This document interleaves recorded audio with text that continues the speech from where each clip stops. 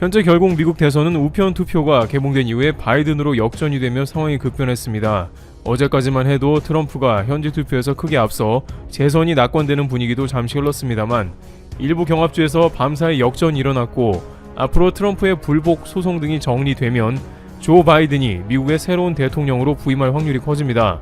거의 뒤집어질 가능성이 없는 것으로 보이기 때문에 이제 미국을 둘러싼 많은 나라들은 각자가 다른 상황을 준비하면서 새로운 미국 대통령에 대비합니다. 특히 한국은 미국과의 관계가 매우 중요한 나라로 한국뿐 아니라 주변국들까지 어떤 행보를 보이는지와 한국에 어떠한 영향을 주게 될지 한중일 3국의 케이스를 다양한 국면에서 살펴보도록 하겠습니다. 첫 번째, 바이든 당선을 바랐던 일본. 이번 선거로 한중일 중에 가장 흐뭇해한 나라는 바로 일본이라고 전해지고 있습니다. 일본 언론은 트럼프가 대통령을 낙선하는 기색을 보이고 여기에 불복하며 소송하는 움직임을 보이자 트럼프를 비판하는 기사를 일제히 쏟아내고 있습니다. 요미우리는 트럼프가 직접 선거의 정당성을 부정하고 있고 이는 미국의 권위를 떨어뜨린다고 했습니다. 마이니치는 민주주의의 진가가 추궁당한다며 트럼프를 비판합니다. 이러한 보도는 트럼프를 지금까지 껄끄럽게 생각했으며 바이든이 대통령이 된 것을 환영하는 단면인 것입니다. 가장 큰 이유 중 하나는 바이든은 민주당 출신인데 일본은 오바마 행정부 때 미국과 사이가 매우 좋았습니다. 하지만 트럼프 행정부에 들어서 일본은 예상치 못한 돌발 변수에 휘말리면서 적지 않은 고생을 했다는 것입니다. 트럼프 대통령은 수십 년 전부터 일본은 미국의 돈을 충분히 내지 않고 있다고 주장해온 바 있는데 대통령이 되자 이를 대놓고 아베 면전에서 말하며 일본이 무역에서 많은 대가를 치르라고 말했습니다. 또한 아베 총리는 트럼프 대통령을 만날 때마다 거의 질질 끌려다니다시피 하며 많은 것을 양보했습니다. 또한 한일 관계에 있어서도 예전 오바마 정부와는 다르게 트럼프는 한일 양국에서 밸런스를 맞췄습니다. 특별하게 트럼프 대통령이 양자 간의 균형을 맞춘 건 아니고 본인의 특성을 내세운 탑다운 방식을 좋아해 참모들의 의견보다는 즉각적인 반응으로 일관했습니다. 오사카 G20 이후에 한국에 오자마자 김정은 위원장을 문재인 대통령과 셋이 만난 장면은 일본이 철저하게 배제된 장면으로 적지 않게 논란이 된 바 있습니다. 일본은 이러한 예측 불허의 탑다운 방식을 매우 싫어하며 이 가운데 일본이 배제되는 것을 견딜 수가 없었습니다. 그래서인지 일본은 기다렸다는 듯이 한반도 정책을 기존의 육자회담 방식으로 바꾸자는 의견을 냅니다. 스가 요시히데 일본 총리는 만약 내년으로 연기된 도쿄올림픽 때 북핵 육자회담 참가국 정상이 모여 회의를 할 수 있다면 매우 중요한 기회가 될 것이라는 뜻을 바이든이 당선이 유력시 된 바로 오늘 표명했습니다. 문제는 바이든도 다자주의자이기 때문에 이러한 일본과 합이 잘 맞는다는 것입니다. 바이든은 미 언론과의 인터뷰에서 자신은 트럼프와 같은 탑다운 방식은 사용하지 않을 것이며 관계부처와 주변국 의견을 모두 고려한 바텀업 방식을 고수할 것으로 이야기했습니다. 물론 한국에게 어떠한 방식도 아직 구체적인 이득을 가져와 준 것은 없습니다만 미국과 일본이 같은 노선을 추구하면서 오바마 때와 같이 밀월 관계를 유지한다면 한국으로서는 그 자체로 매우 불편해지는 것입니다. 게다가 스가 총리는 애초부터 트럼프와는 초면인데다가 아베와는 달리 골프 회동을 꺼려하는 모습을 보입니다. 반농담으로 트럼프도 스가의 골프부터 치자고 할 텐데 아베와 다르다면 실망하는 게 아니냐는 말이 나왔습니다.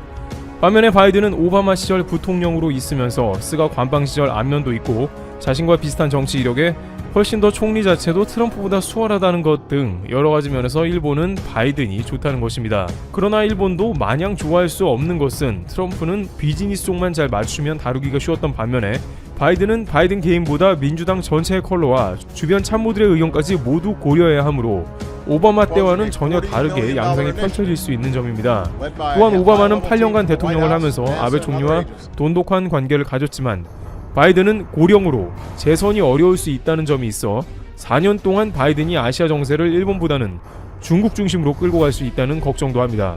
두 번째, 중국. 차라리 트럼프가 편하다. 중국은 트럼프가 당선되는 분위기가 강해지자 관영신문에서 미국이 추락했고 후진국 같다면서 트럼프가 당선되지 말기를 바라는 것처럼 보도하고 미국과 중국의 대결 구도를 계속 비췄던 모습입니다. 그러나 많은 전문가들은 사실 중국은 트럼프를 매우 쉬운 상대로 여기고 있다는 것으로 얘기합니다. 트럼프는 중국의 핵심적인 인권 문제나 체제 문제를 거의 거론하지 않고 경제만 문제를 삼고 나왔습니다. 그래서 트럼프의 재임 기간 중 거의 절반 이상을 미중 무역 전쟁으로 시간을 낭비했다는 지적입니다. 그 가운데 막상 중국은 큰 타격이 없었다는 것이고 트럼프는 으름장만 놓았고 미국은 반대로 타격이 컸습니다. 중국은 이러한 맥락을 다 알고 있으면서도 겉으로는 앓는 소리를 했다는 것이죠. 그러나 아시아의 많은 사람들은 트럼프의 속 시원한 언행을 보고 트럼프를 지지한 것으로 판단됩니다. 물론 트럼프 행정부는 대만에 무기를 판매하는 등 중국이 싫어하는 일들을 거리낌 없이 실행했습니다. 그럼에도 불구하고 전체적으로는 트럼프 대통령에게 비위만 잘 맞추면 된다는 의견이 강했다고 합니다. 게다가 트럼프는 미군들을 동맹에서 다 철수시키려 하니 중국 입장에서는 입가에 미소가 번질 수밖에 없었습니다. 동북아에서 미군을 빼낸다는데 중국이 싫어할 리는 없는 것이죠. 하지만 중국은 바이든이 되었을 때는 트럼프와는 달리 까다로운 미 행정부를 상대하게 됩니다. 앞서 거론된 것과 같이 바이든은 바텀업 방식으로 참모들의 의견이 대폭 대중정책에 반영될 것입니다. 일각에서는 과거 바이든 발언을 바탕으로 해서 바이든은 친중 인사로 이야기하고 있습니다만 바이든의 임기가 8년이 아닌 사실상 4년으로 고려하면 짧고 강력한 정책을 중국에 내놓을 것이 예상됩니다. 현재 미국의 대중국 분위기는 친중이 아니라 역대급으로 반중 분위기가 형성이 되어 있습니다. 트럼프가 그런 분위기를 어느 정도 조성한 데다가 중국이 코로나 사태로 기름에 불을 부은 것이죠. 따라서 바이든 정부는 트럼프 정부가 언급하지 않은 각종 중국의 인권 문제나 환경 문제까지 거론할 것입니다. 또한 바이든은 다자주의로 지금까지 미국에 등을 돌린 유럽 주요 선진국을 다시 적극 미국 편으로 끌어들입니다. 특별히 독일이나 프랑스와 같은 G7 주요국들은 더 이상 미국과 적대 관계가 아니게 되는 것이죠. 그래서 앞으로 중국은 미국만 상대하는 게 아니라 파이브 아이즈를 비롯한 유럽 전체까지 상대해야 하므로 트럼프 대통령 때보다 훨씬 힘든 싸움을 가져갈 수 있고 이것은 오히려 전 세계 사람들이 바라는 그림이 됩니다. 미국의 전통적인 유럽 우방들이 귀환하게 되는 것입니다. 물론 바이든은 트럼프와는 달리 중국 경제에서 필요한 것은 미국에 다시 흡수시키는 방향으로 돌릴 것입니다. 따라서 지금까지 트럼프가 짓누르던 미국의 반도체 관련 사업이 다시 부활할 수 있게 되는 것입니다. 중국은 제조 2025가 다시 활기차게 돌아간다는 뜻이며 한국은 다시 중국과 치열한 경쟁에 들어가게 됩니다. 세 번째, 한국. 예전과는 달라졌다. 과거 바이든 대통령은 한국에 대해서 특별하게 나쁜 감정을 드러낸 바는 없으며 오히려 고 김대중 대통령과 넥타이를 바꿔매는 일화가 있을 정도로 한국과 오랜 기간 정치적 교류를 해온 인물입니다. 그러나 대북 강경책을 구사하기 때문에 트럼프와는 달리 김정은 위원장을 자주 볼 일은 없을 것입니다. 다만 민주당에서 종전선언을 서두르고 있으며 바이든 임기가 짧아 극적으로 북한과 화해 모드로 갈 수 있다는 전망도 일각에서 나오고 있습니다. 그러나 역시 한국의 걱정은 일본입니다. 아시아의 주요 정책이 일본을 통해서 결정되며 한국은 주변국으로 밀려날 수 있다는 것입니다. 당장 육자회담이 열리게 되면 한반도는 분단이 지속되며 오바마 때처럼 험악한 분위기로 갈 수도 있습니다. 그러나 경제신문 등은 바이든은 트럼프와는 다른 유연한 경제정책으로 한국 경제 성장률을 끌어올리고 한국에 도움이 될 것이라는 전망을 하고 있습니다. 트럼프는 미중 무역 전쟁을 야기시켰으며 이는 한국과 일본 등의 아시아 경제를 전반적으로 침체시키는데 많은 역할을 한 것으로 통계가 집계되고 있습니다. 그러나 바이든은 중국을 트럼프보다 좀 더 풀어주며 이는 한국의 수출이 늘어나게 됨을 뜻하는 것입니다. 특히 신재생 에너지 분야 등이 집중 육성되는 것은 바이든 정부와 한국의 뉴딜 정책의 컬러가 맞으므로 한국 입장에서는 경제 성장에는 도움이 된다는 것입니다. 반면 트럼프는 파리 협약도 탈퇴할 정도로 환경 정책에는 반대되는 주장을 계속해서 해왔습니다. 바이든이 집권 시 한국의 주가를 올리고 원화는 절상될 것으로 판단됩니다. 마지막으로 WTO 총장은 바이든의 다자주의로 인해서 좀 더 어려워지는 국면으로 가는 게 아닌가 하는 주장이 나옵니다. WTO 나이지리아 총장을 반대한 것이 트럼프 정부이며 바이든은 각국의 의견을 종합해 존중할 것으로 보입니다. 이와 같이 한중일 3국은 바이든이 당선되면서 나름대로 바쁘게 관련 외교 전력을 점검하고 있는 상황이 나옵니다.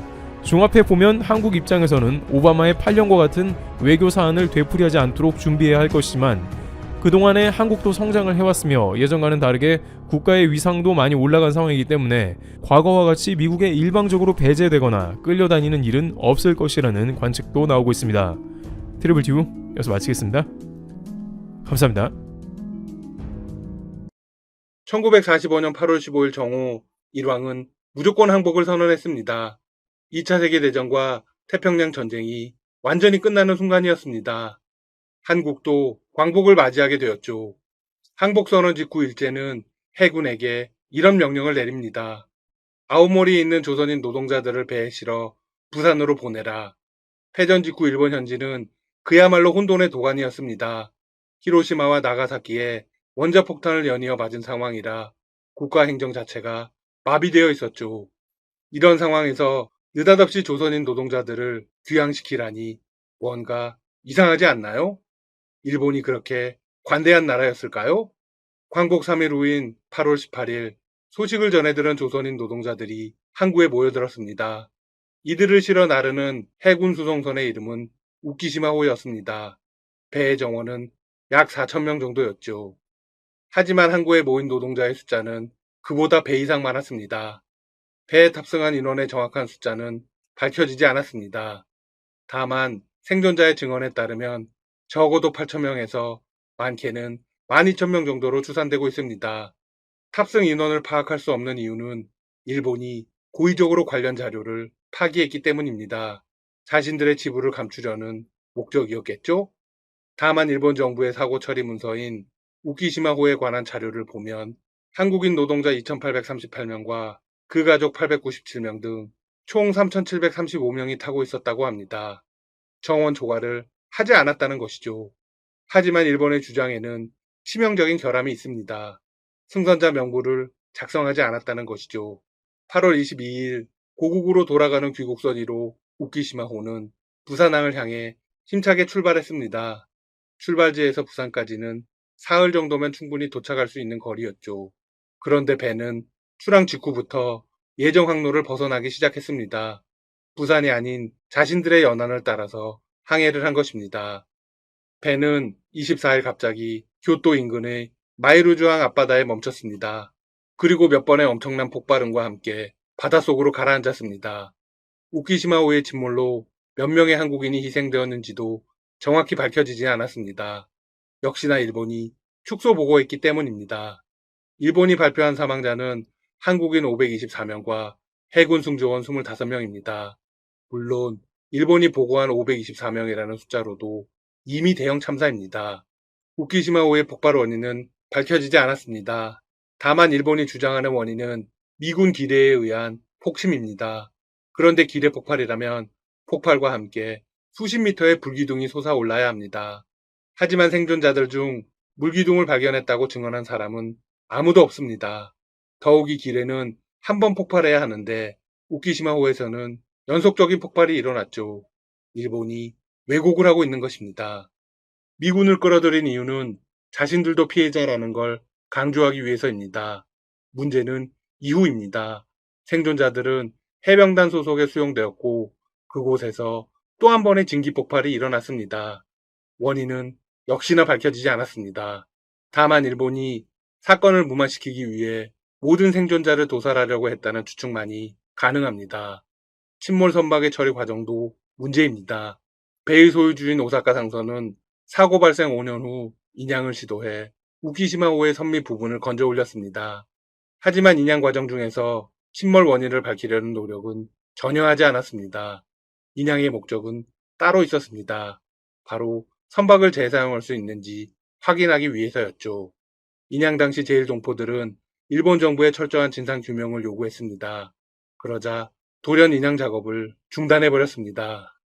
이후 한국전쟁으로 한반도가 어수선한 틈을 타 1954년 두 번째 인양 작업에 들어갔습니다. 선박은 재빠르게 해체되었고 잔해는 고철로 팔아먹었습니다.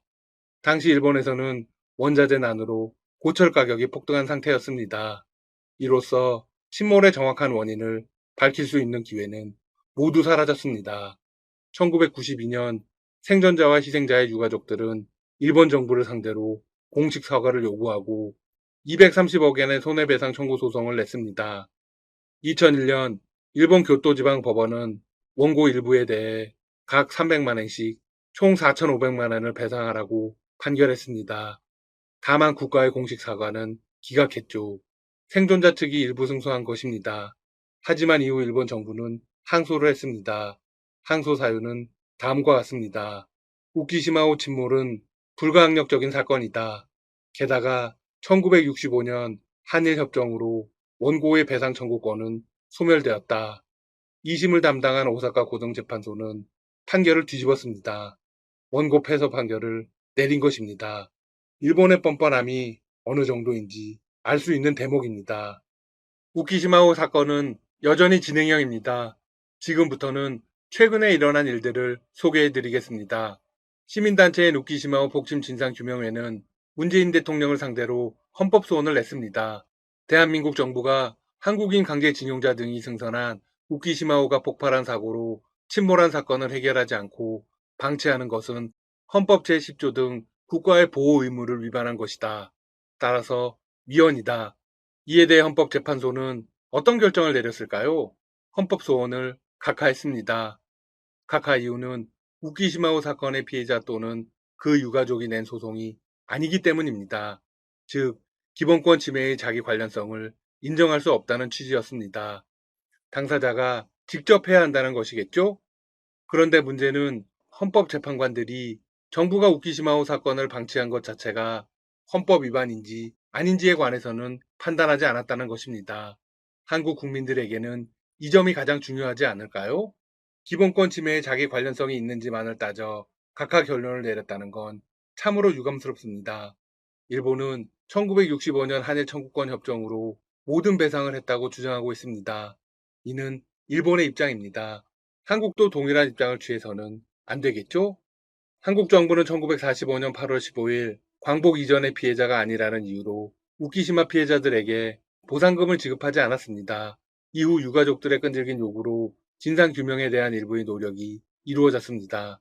하지만 대부분 형식적으로 끝났습니다. 전문가들은 정부 차원에서 나온 활동은 딱 하나밖에 없다고 입을 모읍니다. 지난 2008년 일제강점과 강제노동 피해 진상규명위원회에서 내놓은 소송 관련 자료집 2권입니다. 이게 무슨 의미가 있을까요? 현재 한국과 일본은 수교일의 최대의 갈등 상황입니다. 한국 대법원의 전범기업 자산 압류 및 현금화 결정에 따른 것이죠. 일본은 판결 직후 반도체 핵심 소재 3종에 대한 수출 규제를 감행했고 한국을 화이트리스트에서 배제했습니다. 정부는 일본의 경제 보복에 굴하지 않고 당당하게 정면 승부를 선택했습니다. 참 잘한 선택입니다. 국민들도 동참해 일본 불매 운동을 벌였죠. 일본이 오히려 더 큰 경제적 타격을 받게 되었습니다. 정부는 여기서 한 발 더 나아가야 합니다. 한일 청구권 협정과 별개로 개인들의 손해배상 청구에 대해 적극적인 지원을 해야 하죠. 하지만 지금이 우키시마호 사건과 관련한 진상을 밝히고 대응책을 마련할 절호의 기회입니다. 일본의 역사 왜곡을 완벽히 제압해야 하죠. 한국이 우키시마호를 공식적으로 언급하면 일본은 또 한 번 난감해질 것입니다. 개인적인 생각으로 대마도 영유권과 함께 공론화해야 하는 역사적 사건입니다. 우키시마호 사건은 대부분 국민들에게 생소합니다. 여러 미디어에서 다루었지만 대중적인 관심을 끈 적은 없죠. 가장 최근에 다루어진 건 작년 9월에 개봉한 영화입니다. 배우 안재모가 나레이션을 맡은 우키시마호였죠. 우키시마호 사건을 처음으로 영화한 것은 1996년에 개봉한 아시안 블루입니다. 제1동포들이 3년간 3억엔의 제작비를 모금하여 만들어진 이 영화는 일본 현지에서도 개봉되었습니다. 일본 개봉 당시 30만 정도가 관람을 했습니다. 물론 한국에서도 상영되었습니다. 북한에서도 영화로 제작되었습니다. 제목은 살아있는 영혼들입니다. 이 영화는 평양국제영화제에 처음 공개되었습니다. 그리고 2003년 전주국제영화제에 초청되어 상영되었죠. 아시안 블루에서는 사망자가 524명이라고 소개했습니다. 일본의 발표를 그대로 실은 것이죠. 하지만 북한에서 제작한 살아있는 영혼들은 전혀 다르게 추정했습니다. 무려 4,000명으로 추산했죠. 살아있는 영혼들은 북한 TV에서도 수차례 방영되었습니다. 따라서 북한 주민들은